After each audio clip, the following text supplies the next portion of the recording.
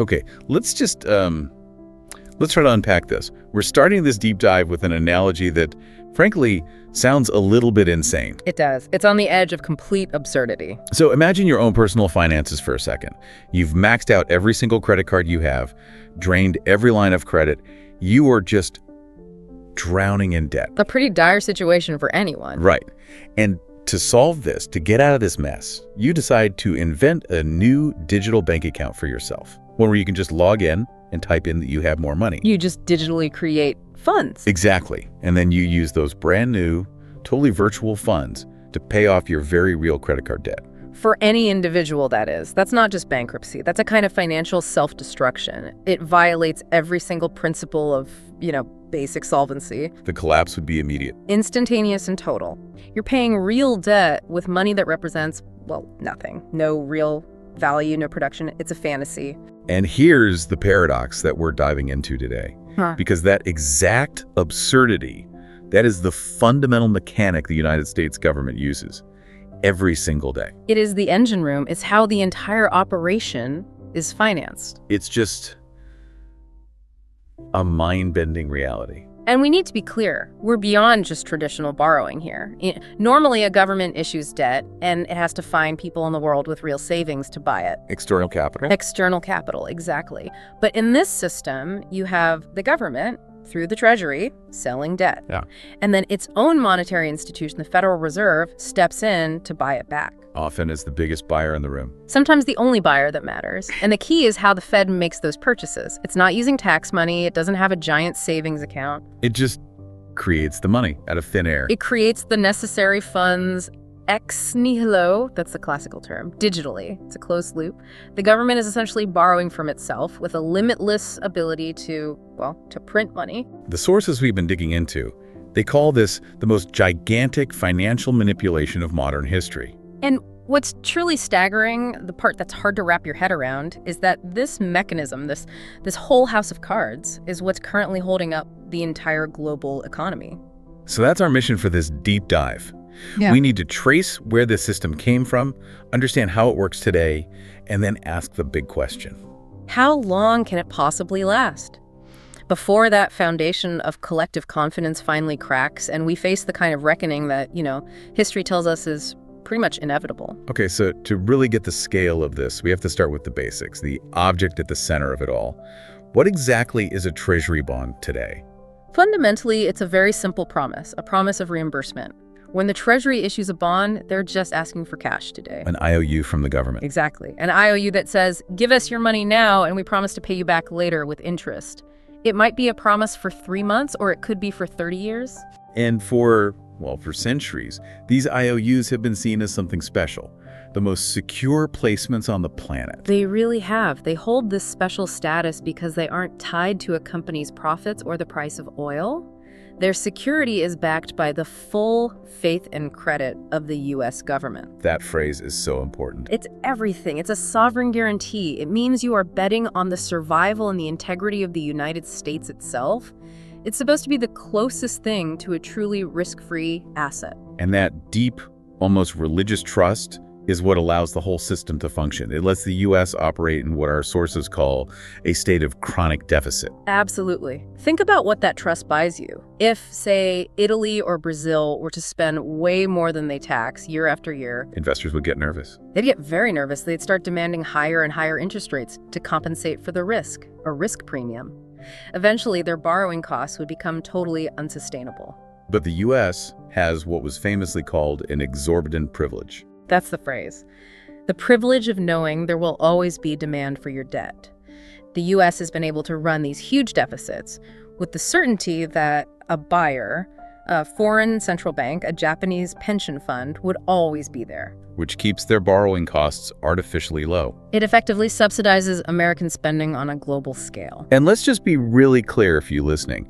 When we say chronic deficit, We're not talking about a one-off emergency, like for a war or a crisis. No, this is structural. It's the default setting. For the better part of 50 years, the very idea of a balanced budget has become, a political fantasy. So the deficit is the normal state of affairs. It is, which means the Treasury must constantly issue new debt just to pay its existing bills and keep the lights on. And that's the starting point for the whole machine. Because if that global trust ever falters, if that demand dries up, then there's only one buyer left. The central bank, the Federal Reserve. So how did we get here? How did the U.S. get locked into this perpetual debt machine? Our sources trace it all the way back, right to the very beginning of the country. To Alexander Hamilton. His genius as the first Treasury Secretary it wasn't just administrative, it was philosophical. The country was a financial wreck after the Revolutionary War. A complete mess. They owed incredible sums of money to soldiers, to suppliers, to allies like France. The debt was all over the place, held by different states, different entities. It was chaos. And the temptation must have been huge to just default, to say, sorry, we can't pay or pay back just a tiny fraction of it. Oh, that was a very real debate, a huge political fight. But Hamilton saw the long game. He understood that the single most valuable asset the new nation had was its credibility, its financial reputation. So he made a shocking proposal. The federal assumption, yes. He argued that the new federal government should take on all the debt, the state's debt, the national debt, all of it. And then he committed to honoring every single dollar of it. But they didn't have the cash. So how did he do it? By issuing new federal bonds to pay off the old fragmented debts. So he paid debt with a promise of better, more reliable debt. That's the dynamic. That is the inescapable dynamic that was locked in right at that moment. Contracting new debt to constantly refinance the old. By doing that, he created a trustworthy, liquid market for U.S. obligations. He made U.S. debt the most desirable asset around. So debt wasn't just a bug in the system, it became the primary feature, the fuel. It became the engine of the American state. Okay, so that's the first anchor. But that set the stage for the second critical piece of the puzzle, the creation of the Federal Reserve in 1913. Right. Before the Fed, the system Hamilton created was still very brittle. You had these recurring financial panics, 1893 and 1907, brutal collapses where the banking system would just seize up. There was no one to step in. No central authority, no lender of last resort. The Fed was officially created to be that stabilizer, to make sure the plumbing of the financial system didn't break down during a crisis. But its role changed pretty quickly, didn't it? Yeah. It went from just being a stabilizer to being the government's partner in borrowing. That shift was cemented during World War II. The amount of money needed for the war effort was just astronomical, as the sources put it. Building the ships, the tanks, funding the allies, it was far too much for the private market to just absorb on its own. The government needed huge sums of money, fast, and cheap. And cheap. That's the key. If interest rates had shot up, the cost of fighting the war would have been crippling for decades. So the Fed stepped in. Not just as a lender, but as a guaranteed buyer. A guaranteed buyer, exactly. They started something called pegging the interest rates. The Fed basically promised to buy as many government bonds as needed to keep the borrowing costs fixed at a very low level. This wasn't about stabilizing banks anymore. No. This was about inventing guaranteed demand for U.S. debt out of thin air to finance the government's needs. And that's the moment. The realization that the central bank could create money ex nihilo, specifically to buy the government's debt. And that symbiotic relationship, born out of wartime necessity, became the blueprint. The Fed proved it could override the market whenever the government's spending needs were big enough. That was the precedent for everything that followed. So we have the debt dynamic from Hamilton, and we have the financing mechanism from World War II. But there was still one thing holding it all back, right? The gold anchor. The gold anchor, yes. That was the heart of the Bretton Woods system set up after the war. It made the U.S. dollar the world's reserve currency. And what did that mean in practice? It meant the dollar was pegged to gold at a fixed rate, $35 an ounce. And crucially, the U.S. promised other countries that they could swap their dollars for physical gold from Fort Knox anytime they wanted. So there was a hard, tangible limit. The U.S. couldn't just print endlessly, because if it did, foreign governments would see the dollar being devalued and they would start demanding gold, draining U.S. reserves. It was a form of external discipline. A discipline that came under a lot of strain in the 1960s. Immense strain. The U.S. was spending massively. The Vietnam War, huge social programs at home. The debt was piling up, and the world started to wonder if the U.S. actually had enough gold to back all the dollars it was printing. Confidence started to waver dangerously. It really did. France, especially under Charles de Gaulle, was openly critical. They started actively trading their dollars for gold, kind of calling America's bluff. The run on the bank. A global run on the U.S. gold reserves. By 1971, the situation was critical. The U.S. had maybe $10 billion in gold left, but there were far, far more dollars than that held by foreign countries. The system was about to break. So in August of '71, President Nixon went on television and made an announcement: the Nixon shock. A truly monumental decision. He unilaterally announced that the U.S. was ending the convertibility of dollars into gold. Permanently. He severed the last link. The very last link between the American currency and anything tangible or measurable. Overnight, the entire world shifted to a system of pure fiat currency. And since that day, the value of the dollar rests on one thing and one thing only: abstract confidence. The collective faith of the entire world that the U.S. will remain stable and powerful enough to honor its debts. Our sources call the system that resulted a construction of paper, numerical figures, and collective faith, which sounds terrifyingly fragile. It sounds fragile because it is. The external constraint was gone. The U.S. government was now free to spend and borrow, knowing that the only limit was the market's willingness to buy the debt. And if the market ever hesitated, the Fed was now free to step in, unconstrained by gold reserves. It was the ultimate enabler. It's the event that paved the way for a $34 trillion national debt. It turned the dollar into a promise backed only by the reputation of the person making the promise. Okay, so let's bring this into the modern day. Lay out for us exactly how this manipulation works now, step by step. All right, so the starting point is always the same: the structural deficit. The government spends trillions more than it collects in taxes every single year. So it needs cash. It needs cash. To bridge that gap, the Treasury Department holds auctions, sometimes several times a week, where they sell new debt, new bonds. And there's a whole ecosystem of traditional buyers for these bonds. A huge, complex ecosystem. You have foreign governments, especially big exporters like Japan, who need to park all the dollars they earn from trade. Buying treasuries is how they do that. It helps keep their own currency stable. Exactly. Then you have the big domestic players, giant pension funds that need super safe assets to protect retirees' money. Banks, insurance companies, they're required by regulators to hold a lot of this stuff. And then investment funds, who see it as the ultimate safe haven when markets get choppy. Right. Money always flees to treasuries when there's fear in the market, so that's the traditional buyer base. So where does the self-financing part kick in? When does it become, a manipulation? It kicks in when that traditional demand starts to weaken. Let's say the government needs to borrow $100 billion. But the traditional buyers, the pension funds, the foreign central banks, they only show up for $80 billion. What happens then? Well, in a free market, the price of the bonds would fall, which means the interest rate the government has to pay would spike. And if that rate goes too high, the cost of servicing the entire national debt becomes a massive political problem. And that's the cue. That's when the Federal Reserve enters the picture. That's the intervention point. The Fed steps in as the guaranteed buyer of last resort through what they call open market operations, or more famously, quantitative easing. QE. QE. The Fed makes sure that auction is fully subscribed. It buys up the remaining bonds to keep the interest rate down at a manageable level. It prevents the market from discovering the true price of that debt. Okay, let's get into the weeds on this magic trick. The creation ex nihilo. When the Fed buys a bond, where does the money actually come from? This is the absolute core of modern central banking. The Fed doesn't use tax dollars, it doesn't have savings, it literally just updates its own balance sheet. What does that look like? It's purely digital. They instruct their computer system to credit the reserve account of the commercial bank that's selling them the bond.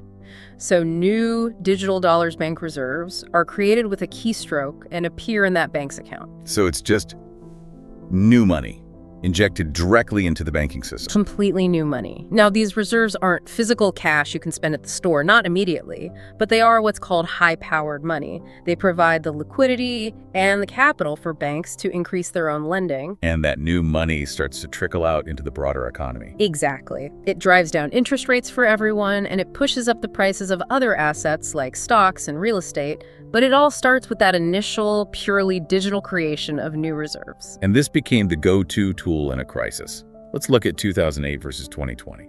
The 2008 financial crisis was really the birth of QE on a massive scale. The banking system was on the verge of collapse, filled with toxic mortgage debt. So the Fed stepped in to stabilize things. Right. They bought trillions in treasuries and those toxic mortgage-backed securities to pump liquidity into the system and restore confidence. At the time, it was seen as this shocking, emergency, once-in-a-lifetime measure. But then came 2020. Then came 2020, and the operation was repeated on what the sources call a still more vertiginous scale. But the goal was different. How so? In 2020, it wasn't just about stabilizing banks. The government needed trillions of dollars immediately for emergency spending, stimulus checks, business loans, healthcare support. And there was no political will to raise taxes or cut spending to pay for it. Absolutely zero. So the government just turned to the central bank to bridge the gap. The Treasury issued trillions in new debt, and the Fed turned around and bought a huge chunk of it, effectively printing the money to finance all that emergency spending. But hold on, couldn't you argue that was the only choice? I mean, during a global pandemic and economic shutdown, wasn't that a necessary evil to prevent a total collapse? That is absolutely the argument they made, and it's a critical point. They would say it was the lesser of two evils to prevent a humanitarian crisis. Okay. But what our sources argue is that it fundamentally changed the game. It normalized the idea that the central bank's primary job is to accommodate the government's spending needs. The emergency measure became the default operating procedure. It blurred the line between monetary policy, which is about stability, and fiscal policy, which is about government spending. So it cemented the idea that if the government wants to spend, the central bank will provide the money. It did.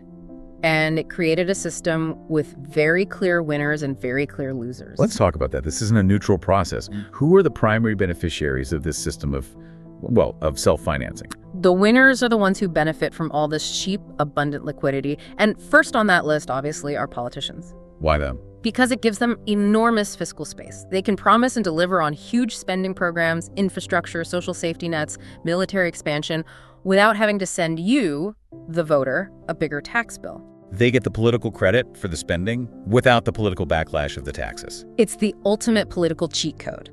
Then you have the financial elites. Wall Street, big banks, anyone who already owns a lot of assets. How do they win? The Fed's constant buying pushes up the prices of stocks, bonds, real estate, everything. It keeps asset prices artificially high. So if you already have wealth, this system makes you much, much wealthier on paper. It creates a continuous boom for capital owners. And what about foreign governments? For now, they still benefit. The U.S. Treasury market is still the deepest, most liquid market in the world. It's the ultimate safe place to park their cash reserves, even if they're starting to get a little nervous about it. Okay, so those are the winners. Yeah. But the sources are very clear about who the losers are. The ordinary citizen, who pays for all this through what they call the insidious, invisible tax of inflation. This is the most important part for you to understand. Inflation is not some random act of God. It is the direct mechanical result of this process. How does that work? Break it down. Every time the Fed creates a new digital dollar to buy a bond, it's injecting more money into the system without any corresponding creation of new goods or services. There's no new factory, no new technology. So you have more dollars chasing the exact same amount of stuff. Exactly. Which means the value of every dollar already in existence goes down. The money in your savings account, in your paycheck, it now represents a slightly smaller slice of the total economic pie. Its purchasing power is diluted. And you feel that directly, even if you never think about the Fed's balance sheet. You feel it every single day. You go to the grocery store and your bill is 15% higher. Your rent goes up 20%. Your savings, which you worked years for, can now buy less than they could last year. So even if you get a raise at work? Even if you get a 3% raise, if the real cost of living went up by 7%, you just got a 4% pay cut. You are poorer. That is the invisible tax. It's how the deficit is ultimately paid for. The sources use a really powerful phrase for this. They call it legalized theft. That's a strong claim. How do they justify it? They justify it by showing how it's a discrete but massive transfer of wealth. Think about it. Who holds most of their wealth in cash or fixed salaries? Working people, retirees on pensions, middle-class families. Right, and their assets, their cash, get destroyed by inflation. Now, who holds most of their wealth in non-cash assets like real estate or stocks. The wealthiest people. Exactly. And the value of their assets skyrockets because of all the new money flooding the system. So you have a mechanism that systematically takes purchasing power from the working and middle classes and transfers it to the asset-owning class. It's a wealth transfer sanctioned by official policy. So it's not just a technical choice, it's a political choice to use inflation instead of, say, direct taxes. That's the core argument. A direct tax hike is visible. People get angry, they vote you out of office. Inflation, Yeah. it's sneaky. It's diffuse. You can blame it on supply chains or corporate greed. It's a much more politically convenient way to tax the population. Which brings us to the fragility of it all. We have this system creating this invisible tax, and our dependence on it is only getting bigger. The national debt is now past $34 trillion. And it's accelerating. It's not just the size of the debt, it's the speed. The interest payments alone are becoming one of the largest items in the federal budget, which means we have to borrow more money just to pay the interest on the old money we borrowed. That sounds like a trap. It is the definition of a debt spiral. And this is happening at the exact moment that confidence from our foreign lenders is starting to show serious cracks. The global appetite for U.S. debt is waning. It is. This is a huge shift. China and Japan, who for decades were the biggest foreign buyers of our debt, have considerably reduced their positions. They are actively selling off their treasuries. Why? A mix of reasons. They have their own economic needs, they want to diversify their holdings, and there are, of course, growing geopolitical tensions. But the result is the same. When the biggest foreign buyers step away, the U.S. has to rely even more on its own central bank to fill the gap. This feeds into the whole de-dollarization threat, doesn't it? It does. We're seeing real tangible fissures now. The BRICS nations, Brazil, Russia, India, China, South Africa, they are actively building systems to trade with each other in their own currencies, bypassing the dollar entirely. Trying to insulate themselves from the system. And at the same time, you see central banks all over the world buying physical gold at a rate we haven't seen in decades. Why gold? Because gold is the ultimate anti-fiat asset. It can't be printed by any government. It's a quiet but very powerful vote of no confidence in the long-term stability of paper currencies like the dollar. It's a hedge against this exact system. The sources make a big point of connecting this to history, saying that debt fuels empires for a while, but eventually confidence always runs out. The parallels are chilling because they show the pattern. Look at the British Empire. They financed a global empire and the world's most powerful navy with massive amounts of debt, all backed by the pound sterling. And it worked for a time. It worked perfectly. Until the two world wars broke their finances. The debt burden became absolutely unbearable, and they were forced to hand over global financial leadership to the United States. The empire dissolved shortly after. And it goes back even further, 18th century France. The French monarchy funded its extravagant court and endless wars with mountains of debt and increasingly bizarre financial schemes. When public trust finally collapsed, when the system imploded spectacularly, it led directly to the French Revolution. And then there's the ultimate cautionary tale, the Weimar Republic in Germany. The Weimar Warning. They tried to pay their war reparations by just printing money. The result was hyperinflation, a catastrophe that wiped out the entire savings of a generation overnight and paved the way for immense political extremism. So when you look at the U.S. today, the whole system seems to rest on three fragile pillars. 3 pillars, all of which are showing stress. 1, the idea that treasuries are perfectly safe. 2, the idea that the dollar will be stable and dominant forever. And 3, the idea that inflation will remain under control. And as we've discussed, foreign buyers are questioning the safety, geopolitical rivals are challenging the dollar's dominance, and inflation has proven to be a very real and persistent problem. The system works only as long as everyone agrees to believe in the illusion. So let me ask a critical question here. What's the alternative? The sources must address this. If the Fed just stopped, if they let interest rates go to wherever the free market would take them, wouldn't the shock be even worse than the inflation? That is the trap. That is the core dilemma they're in. If they stopped buying the debt and allowed rates to truly reflect the risk of $34 trillion, the government's interest payments would explode. They would likely exceed military spending, triggering a sovereign debt crisis that could crater the entire global economy. So they have to keep doing it. They are essentially compelled to continue. But the sources argue that this compulsion is the ultimate proof of the manipulation. The Fed is no longer an independent central bank. Its actions are dictated by the borrowing needs of the government. So the risk isn't gone. It's just being transformed from a sudden, explosive crisis into the slow, grinding crisis of perpetual inflation. Which is seen as the more politically survivable option. For now. So this deep dive, it's really not about abstract economics. Understanding this mechanism, it pulls back the curtain on how government really works. It does. It shows how difficult political choices, raising taxes, cutting spending, are consistently avoided by just having the central bank print the difference. And it shows why the cost always falls back on the public, not on the people making the decision. The growth in debt is baked into the system now. It's structural. So the real lesson here for you, the listener, is that you have to pierce this collective illusion. You have to understand that massive government debt is never, ever free. Someone always pays the bill. Either through taxes you can see or through the inflation you can feel. And once you understand that, the practical step is to look at your own finances through that lens. If the system is designed to dilute the currency, are your savings protected? Are you holding assets that maintain real value? Are you diversified against a sudden loss of faith in the system? Because when this structural manipulation eventually fails, and history suggests it always does, the consequences will land squarely on the ordinary citizen. On your savings, on your purchasing power, on your standard of living. The echoes of history, they're not just warnings, are they? They're a roadmap. Every empire built on endless debt has a breaking point. The only real question left is, when? It could be 5 years from now. It could be 20.